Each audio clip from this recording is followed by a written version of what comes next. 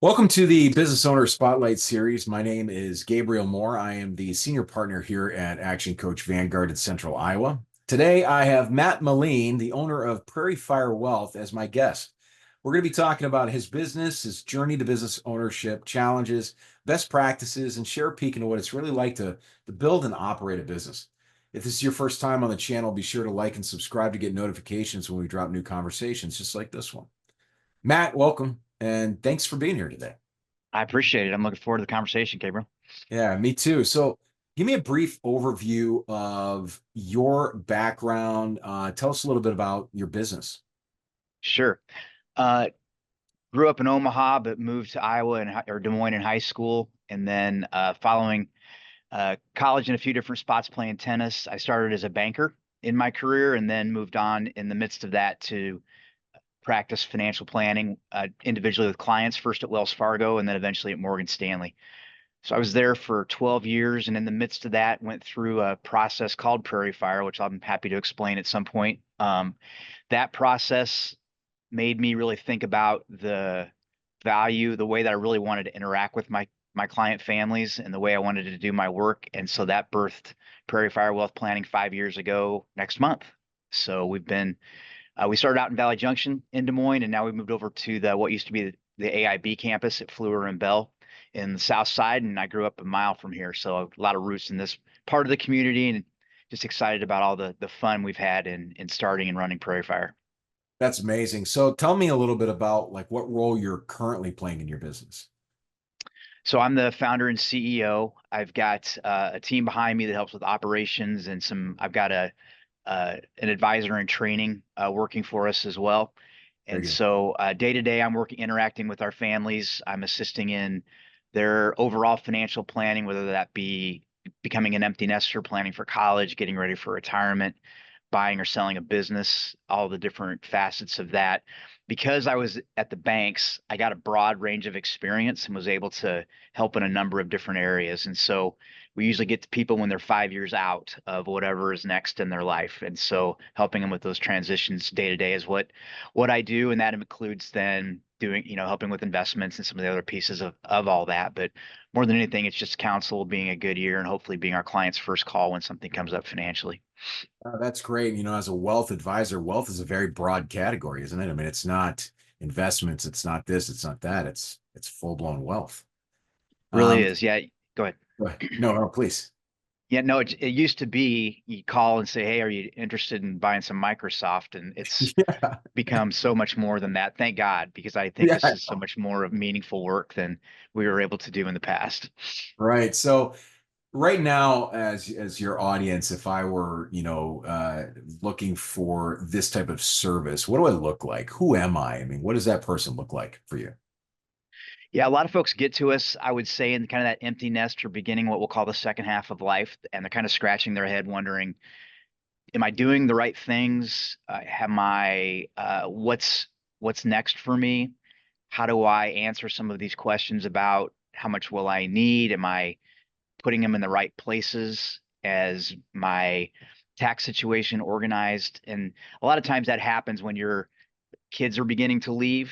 In a lot of cases, if you're parents, and you're like, What are we going to do now? What does our life look like?" And so we've been through that ourselves as a family, and so I share that exercise. So we tend to meet a lot of people in that transition. From there, it can be then, how do I actually get set up for retirement? I'm thinking about it in 5 years, or what should I be doing with my business? Those kind of things. So they're usually in some sort of transition. We say on our website, we're here to help families with what's next. I love it. I think it's great. As a newly born empty nester myself, this is also kind of right up my alley. And we talk about who does the audience, who do I look like, and it's just you just kind of nailed me in a nutshell there. So that's pretty fantastic. So what do you think, Matt? What do you think makes your business unique? I mean, there's a lot of wealth management out there, a lot of options. Why would somebody choose your business? What's that secret sauce you've got? Yeah, I think people that join us realize they're going to be part of something special, almost kind of part of a family, where you're going to be you're going to want a long-term somebody. It's going to be somebody that wants a long-term relationship that's not transactional oriented, that believes that this is a long journey and they want to take it together with somebody who's going to know them as a person, not just as a balance sheet. And so a lot of folks in my industry, God bless them, they're just very numbers oriented and very, here's the facts. That's Yeah, not who we are. Who are you? What's going on in your life? You've got a wayward child. How can we help you with that?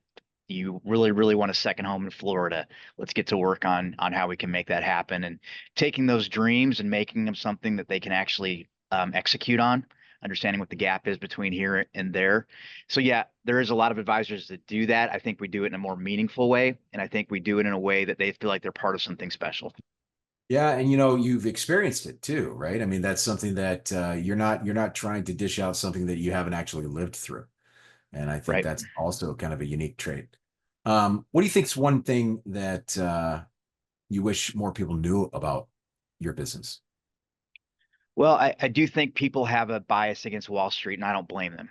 I worked for the big Wall Street bank. I understand the conflicts of interest, and it's why I unshackled from from the big bank and launched on my own. It Escape. became, yeah, I mean, it became just a I'm staring at the ceiling kind of issue. And I think when people think of they see financial advisor, they immediately clam up that we're going to try to sell them something. We're going to Sure. just, you know, get them into a insurance product or whatever and disappear.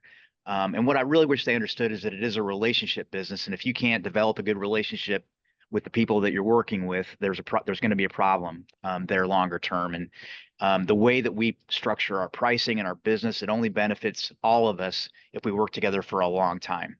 And so we believe our interests are completely aligned with our clients being independent, and that is different than working with a big bank or somebody that's more transactional oriented.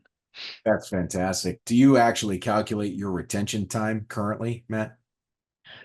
Um, I wouldn't say I put it on a spreadsheet, but I have a really good idea. And we have a lot of people that I've been working with back to Wells Fargo that are still with us. And Oh, that's so outstanding. I think Okay. the proof is in the pudding that people get with us and stay with us.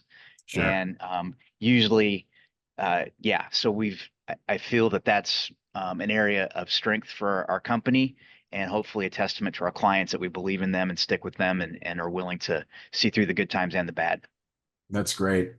Um, what do you think one of the number one, well, because relationships is such a big one, right? And we just talked about that, and how, that plays not just in your field, but many fields actually. Relationships is a really good one.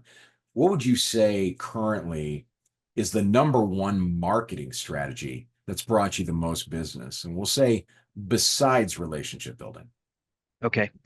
I think writing the book, Empty Nest Full Pockets, which really opened up my wife Lisa and I's life as to how we had gone through the difficult transition of your child becoming independent and then leaving and then paying for God only knows. We had four, and you can imagine the cash suck that was going out as we handled that. And so it's an intimidating issue.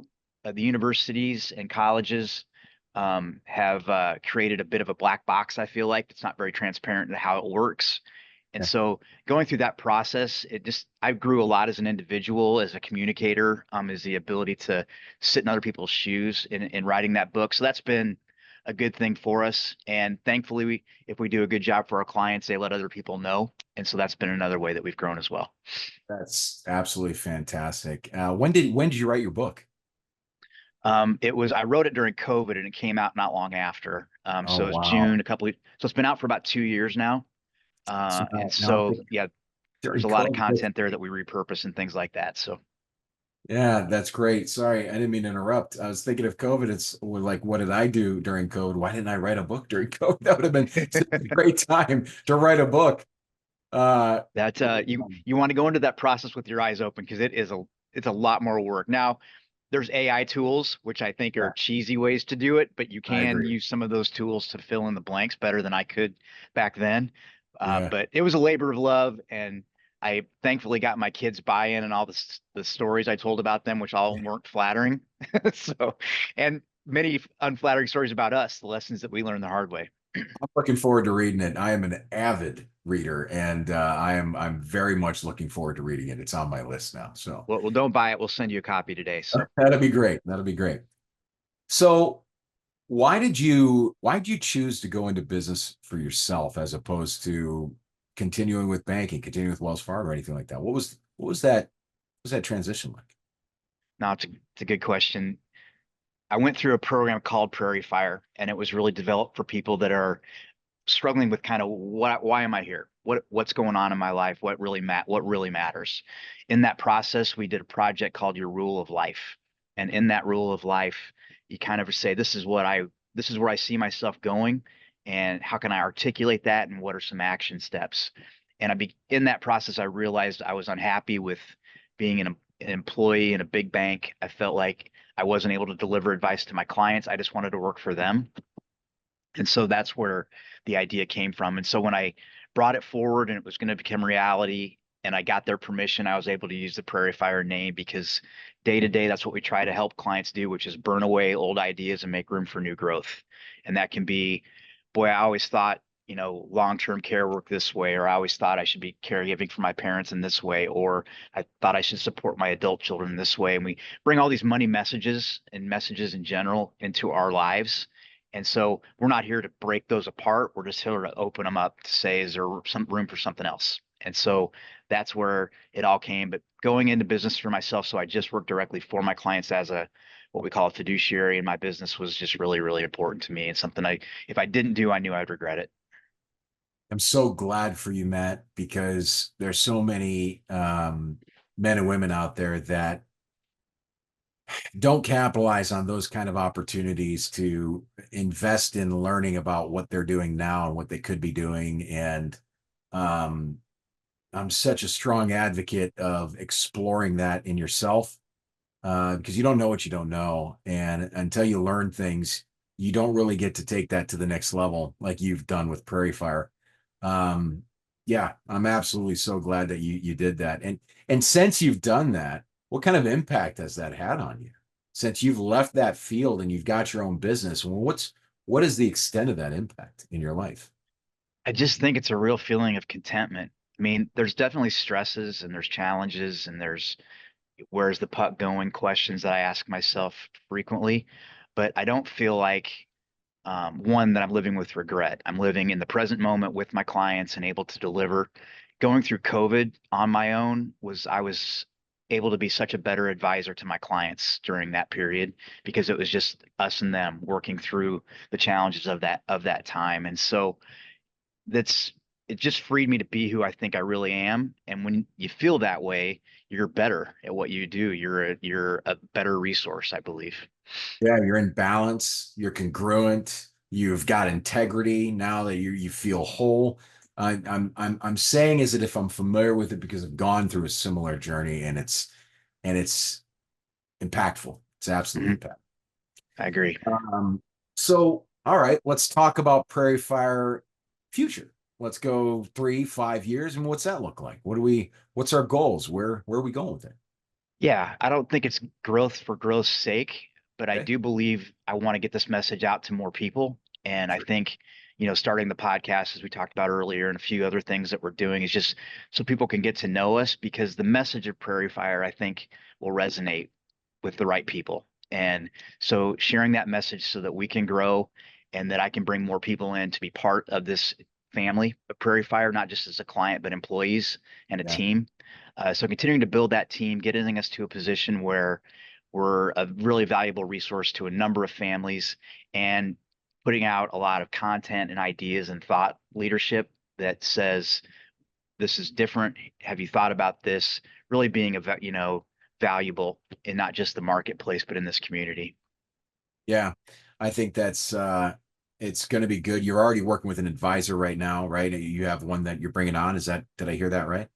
I've got one now that Okay. he graduated from UNI about a year and a half ago, and Excellent. so bringing him up, his father does what I do, so he's grown up in this business, and it's Okay. been fun being a coach and being able to share ideas. And you don't realize how much um, what you call it, nonsense or whatever, how much brain clutter you've got that when you can begin to Garbage. share it, throw it onto somebody else, you can Yeah. see if it actually sticks. Is this really a good idea or not? So Yeah. it's fun having him as a resource.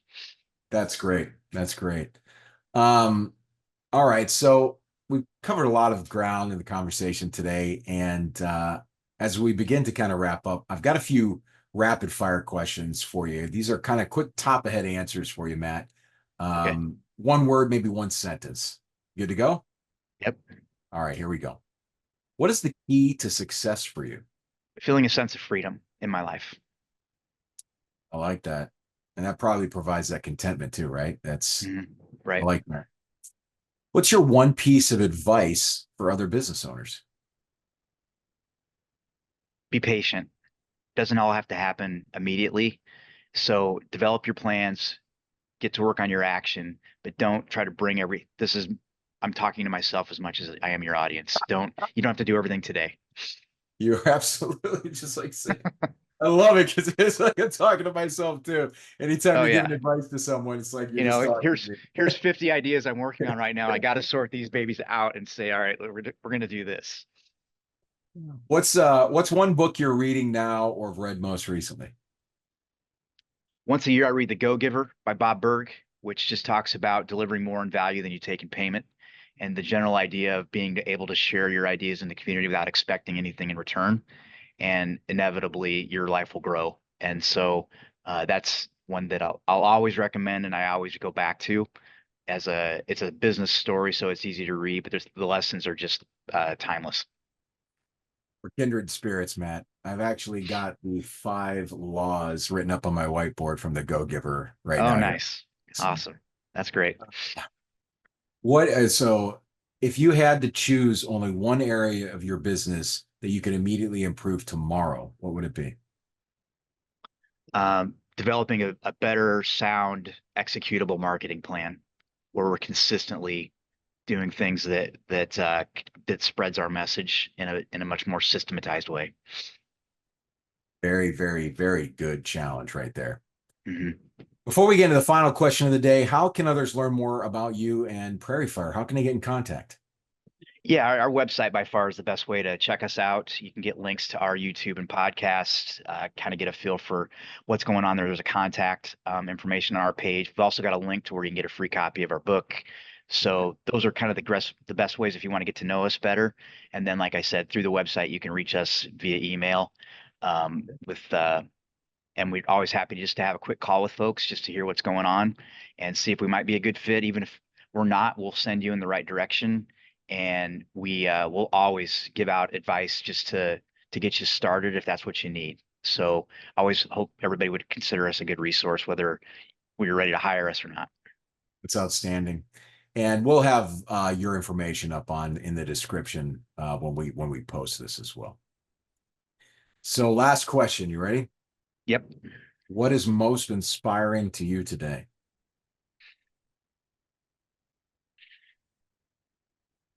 Whenever I see anybody sacrificing themselves in some way for the greater good, with all the political vitriol and all the challenge you see, like this father that passed away during Trump's assassination attempt that jumped on top of his family.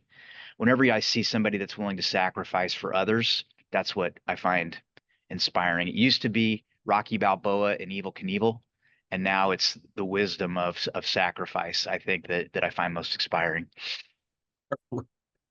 I feel like we need to go back to Rocky and Evil. That's Oh man. oh, maybe I'll learn that here in another time because that's exciting. All right, as we wrap up, Matt, brother, I just wanted to say thank you so much for being on the podcast today. Oh, it's been so fun, and I love these conversations and hearing from others, and I appreciate you reaching out and then sharing helping us share our story too. Absolutely. This has been an amazing spotlight on your journey, Matt, not just as a business, but as an owner as well. And I'm deeply grateful that you allowed me to look under the hood with you to learn more about you and your business. Absolutely, And thank you.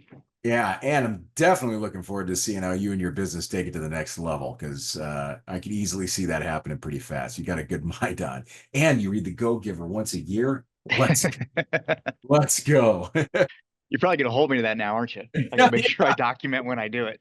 Text for me like this year. All right, this has been the Business Owner Spotlight with Matt Meline, owner of Prairie Fire Wealth, and your host, me, Gabriel Moore with Action Coach Business Coaching. Thank you so much for watching, and we'll see you next time.